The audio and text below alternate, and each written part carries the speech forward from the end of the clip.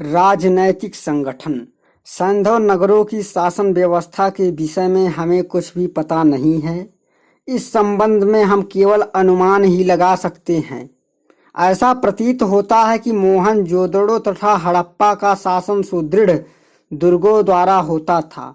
इन दुर्गों में बहुसंख्यक केंद्रीय अधिकारी निवास करते थे। वे सार्वजनिक भवनों का निर्माण तथा जीर्णोद्धार कराते तथा सम मूल्य भार आदि में एक रूपता स्थापित करने का प्रयास करते थे। संभवतः उनका एक राजा भी होता था जो पुरोहित होता था और देवता के प्रतिनिधित्व के रूप में शासन चलाता था। जनता से कर के रूप में अनाज लिया जाता था। प्रत्येक नगर के विभिन्न भागों में प्रायः रक्षकों की व्यवस्था थी। शासन में धर्म तत्व की ही प्रधानता थी। सैंधव सभ्यता के विस्तार के बावजूद भी इसमें जो एक रूपता दिखाई देती है उससे ऐसा लगता है कि हड़प्पा और मोहनजोदड़ो क्रमशः उत्तरी तथा दक्षिणी भाग के शासन केंद्र थे। स्टुअर्ट पिगट ने इन्हें एक विस्तृत साम्राज्य की जुड़वा राजधानी बताया है। कुछ विद्वानों की मान्यता है कि सैंधव साम्राज्य की तीसरी राजधानी कालीबंगन थी। मेसोपोटामिया के सारगोन युगीन शासकों के समान सैंधव नरेशों ने भी संपूर्ण विश्व प्रदेश को एक छत्र शासन के अंतर्गत संगठित कर दिया था। संभव है कि वे विशाल उपाधियां भी धारण करते थे, किंतु सैंधव शासक युद्ध प्रिय नहीं थे तथा विजय एवं साम्राज्य विस्तार में उनकी रुचि नहीं थी।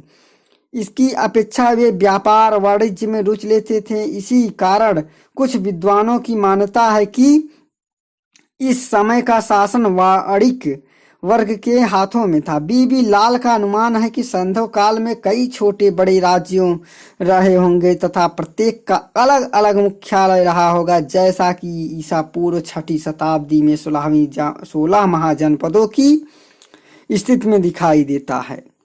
इस प्रकार सैंधव काल की राजनैतिक व्यवस्था के विषय में हम निश्चित रूप से कुछ भी कह सकने में स्थिति में नहीं हैं। बौद्धिक पक्ष।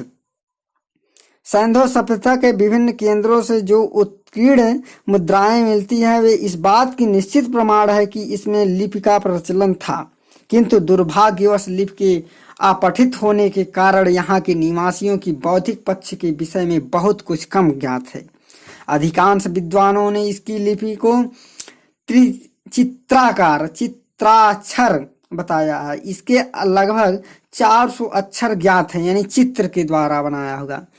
लिपि चित्रों में स्पष्ट विस्तार में विभिन्नता है। सामान्यतः यह दाएं से बाएं को लिखी जाती थी। बीबी लाल ने कालीबंगन की खुदाई से 2 मृतपिंड ऐसे प्राप्त किए जिन पर सैंधव लिपि में लघुलेख खुदे हुए हैं। इनके आधार पर यह सिद्ध हो जाता है कि लिपि की लेखन दिशा दाएं से बाएं ओर थी। कहीं कहीं पंक्ति बदलने जाने से साक्ष्य भी मिलते हैं। इस पद्धति को ब्रुस्टफेगडन कहा जाता है। इस लिपि का भाषा निर्धारित कर सकना दुष्कर है। कुछ विद्वान इसे संस्कृत तथा कुछ द्रविड़ कहते हैं। S.R. राव ने इसे पढ़ लेने का दावा किया है, किंतु बीबी लाल आदि विद्वान इसके पाठ को संदिग्ध मानते हैं। हाल ही में भागलपुर बिहार के एक परिवहन अधिकारी N.K. वर्मा एवं बिहार सरकार के मुख्य सचिव अरुण पाठक ने इस लिपि को पढ़ लेने का बात कही है। वर्मा के अनुसार उन्हें यह सफलता 14 वर्षों के गहन अध्ययन व शोध के बाद प्राप्त हुआ है, किंतु इसका अर्थ अभी तक स्पष्ट नहीं है। सैंधव भवन के निर्माण में सुनिश्चित योजना को देखते हुए ऐसा निष्कर्ष निकाला जा सकता है कि ज्योतिष के कुछ सिद्धांतों से अवश्य ही परिचित रहे होंगे। उनके भार माप के पैमाने सुनिश्चित थे। बाटों में अद्भुत समानता दिखाई देती है। माप तौल के द्विअक्षर प्रणाली यानी बाइनरी सिस्टम का प्रयोग किया जाता है, जिसमें 1 2 4 8 16 32 64, 116, 160, 320, 1600, 3200 तक की संख्याओं का नियोजित किया जाता था। बाट के रूप में 16 अथवा उसके आवर्तकों का व्यवहार होता था। यहाँ के लोग दशमलव पद्धति से भी परिचित थे।